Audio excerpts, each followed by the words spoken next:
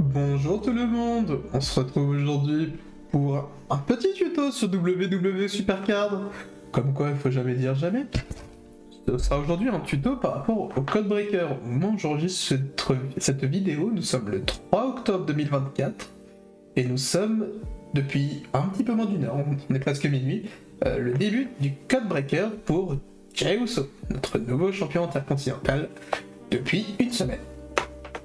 Je décide de faire cette vidéo car je trouve qu'on a besoin peut-être d'avoir des petites mises à jour, des personnes qui découvrent le jeu, qui le redécouvrent, qui ne savent peut-être pas qu'on peut optimiser pour le Codebreaker.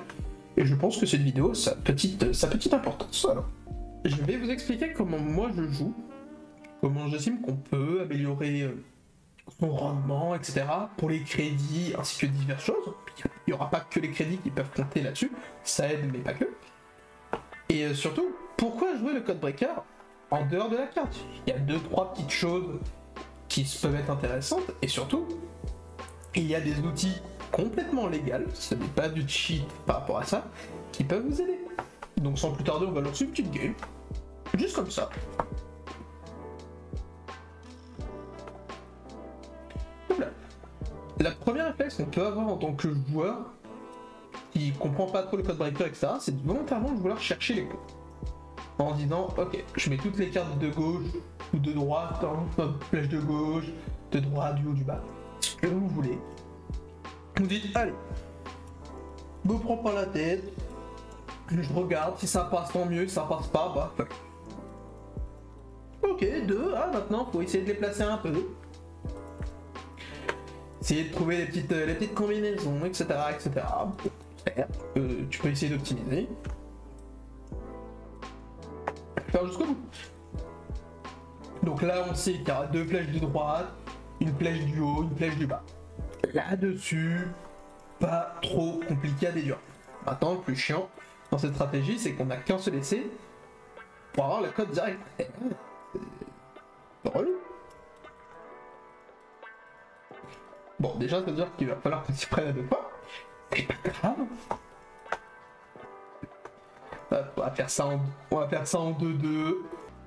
Vous voyez, il n'y aura pas eu besoin de beaucoup attendre, parce qu'au final, dès l'accès suivant, premier match, combinaison parfaite. Donc, à savoir, si jamais vous faites une combinaison parfaite dès le début, c'est très rare, mais ça peut arriver, et bien vous passez l'état 2 et l'état 3, vous vous retrouvez directement sur cette étape-là. Bah, tout bêtement, vous vous laissez guider, vous dites mettre telle flèche à tel endroit, vous mettez. Ça diminue drastiquement les puissances des cartes au dernier round, car qu'elles sont assez balèzes. J'ai de bonnes cartes,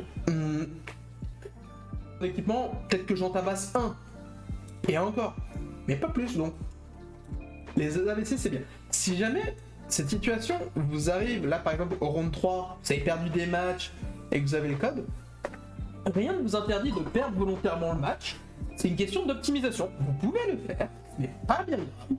Comme ça, là vous voyez cette petite barre là, je vous dis une bêtise, 8 ça correspond à vous avez gagné les 4 matchs. Là, bonus de saut, c'est comme si j'avais gagné 4 matchs d'affilée. Là, vous voyez, j'ai perdu un petit match, des Tangaloa, tous les coups. C'est pas bien. Vous pouvez optimiser comme ça. Si vous êtes en x2, vous en avez encore de côté, bon bah au moins vous faites une très belle série sur Tico. Vous êtes bien, vous remontez dans le classement, vous montez dans les petits packs de récompenses, etc. Vous avez à votre disposition 2 outils. Il peut vous être très utile. Le plus simple, je vous le montre dès le début. C'est pas le Lucky Girl, malheureusement. C'est le Codebreaker Solver. Rien de sorcier. Que vous faites? Si jamais vous le cherchez, vous tapez WWE. Codebreaker Solver. C'est le premier lien, vous pouvez pas le louper. Vous laissez guider par la combinaison. On va faire une petite partie. Donc là, vous voyez, il me dit 2 flèches du bas, une flèche de gauche, une flèche de droite. Ok. Pas de problème. Je te suis, mec. 1, hop, hop, et hop. Bon là, il me met 0 sur.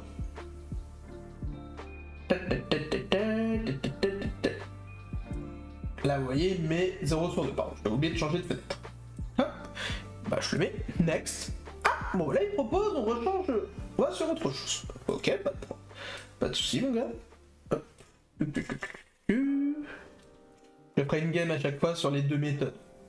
Là volontairement c'est un peu lent, c'est pas bien grave. Hop, 3 sur 0. Ok, voilà. Hop. Tac. 3 sur 0. Essaye maintenant cette combinaison-là, tu m'en diras des nouvelles. Et bah mec, je t'écoute. Tu m'en diras de nouvelles. Peut-être tu es une dame. On respecte.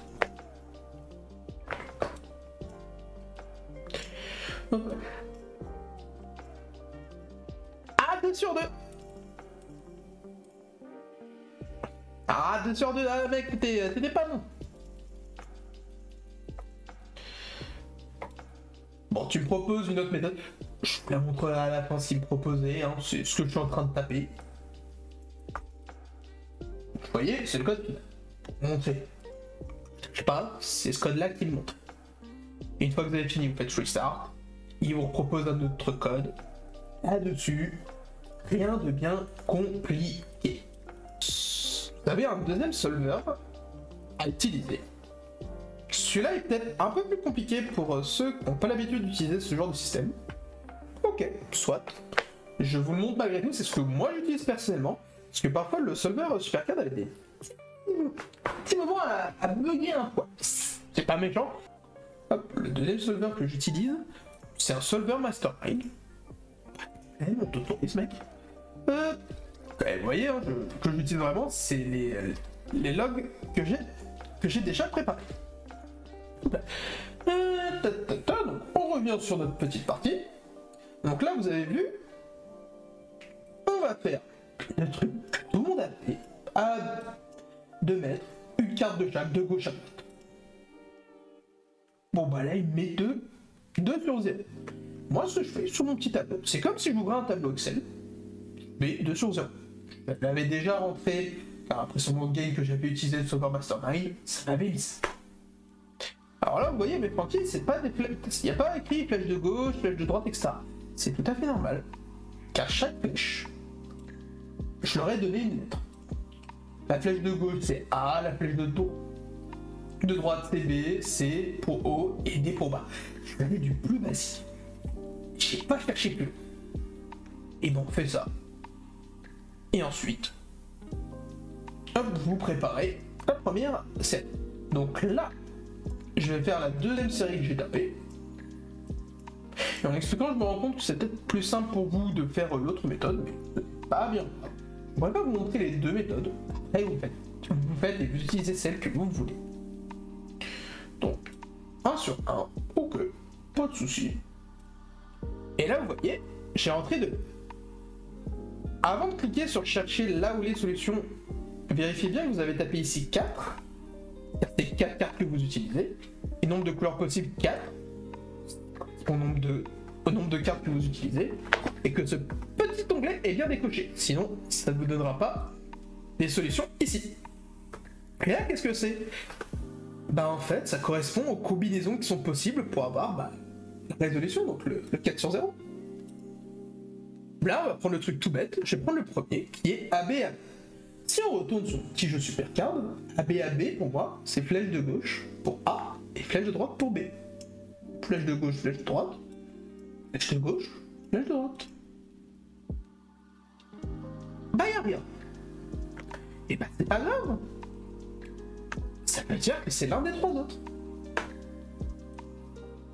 Mais vous savez quoi? Je vais même vous montrer comment gratter du temps si vraiment vous êtes en mode tranquille, un peu la flemme. Ok. Alors, petite astuce de bienvenue. Quand vous êtes au round final et que vous avez une flemme, parce que le code était chiant, ça vous voulait pas, et bah vous balancez votre super move. Pourquoi je vous dis ça?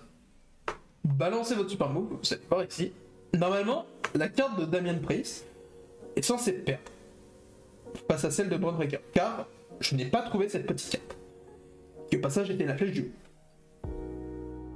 Bah, c'est bizarre, je gagne quand même. Attends, mais est-ce que ça va me donner le code du coup, Francky, si je le fais? Eh bah oui.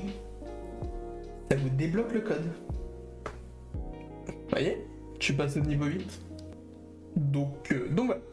En termes de crédit, pour moi, un bon événement de Codebreaker, je vous conseillerais de mettre, pour ceux qui veulent dépenser des crédits pour avoir une bonne carte de classement, etc., commencez par mettre 600 crédits.